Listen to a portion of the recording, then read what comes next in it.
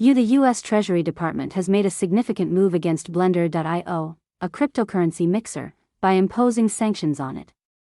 This is the first time a mixer service like this has been sanctioned.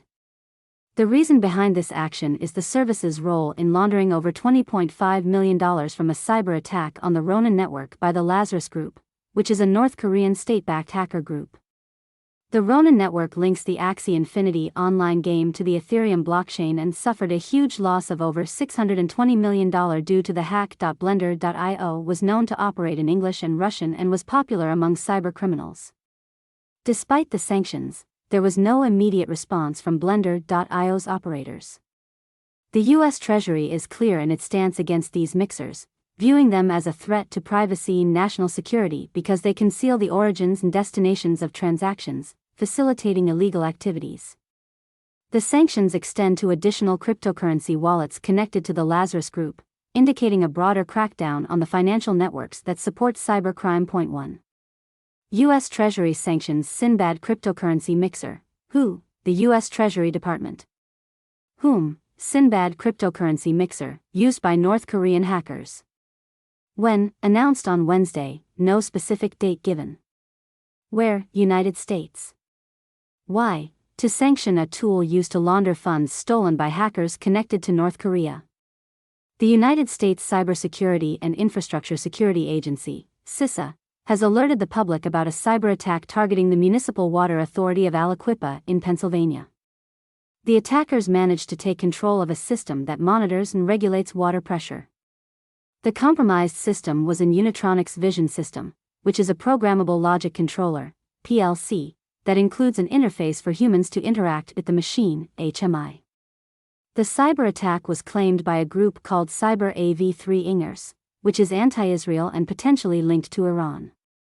They chose the Unitronics PLC because it was made in Israel. CISA's investigation suggests that the hack was possible due to weak cybersecurity practices, such as the use of simple passwords and the system being accessible over the internet.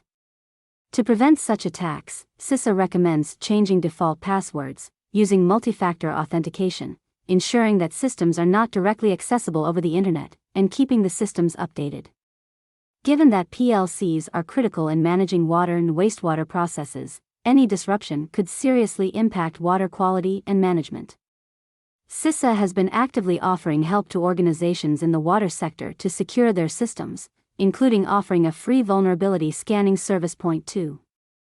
CISA warns of attacks on Unitronics systems. Who? Cybersecurity and Infrastructure Security Agency, CISA. Whom? Unitronics systems used by water and wastewater systems. When? Warning issued recently, no specific date provided. Where? United States.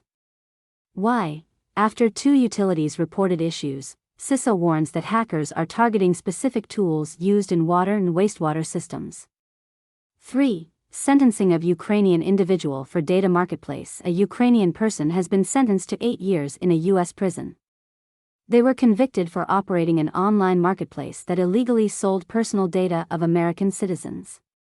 This marketplace made the personal details of millions of people available for purchase, which could be used for identity theft and fraud. 3. Ukrainian sentenced for running a marketplace for Americans' data. Who? A Ukrainian citizen. Whom? Users of a marketplace selling Americans' personal information. When? Sentenced 2 hours ago. Where? Sentenced in the United States.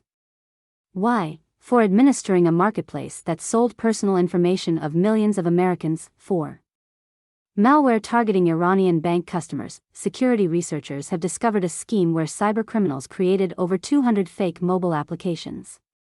These apps pretended to be from major Iranian banks and were designed to steal customer information. This type of software is known as malware, and it can lead to the theft of sensitive data such as bank account details. 4. Cybercriminals target Iranian bank customers with malware. Who? Cybercriminals. Researchers reporting on the activity. Whom? Customers of major Iranian banks. When? Discovered 4 hours ago from the time of the screenshot. Where? Iran.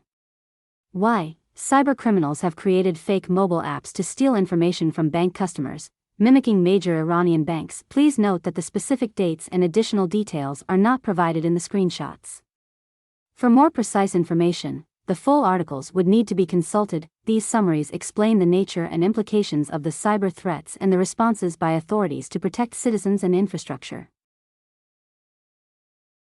Equip yourself with the knowledge to protect your digital life. Become part of a growing community passionate about digital safety. Subscribe to World Cybersecurity News channel and take charge of your cybersecurity journey.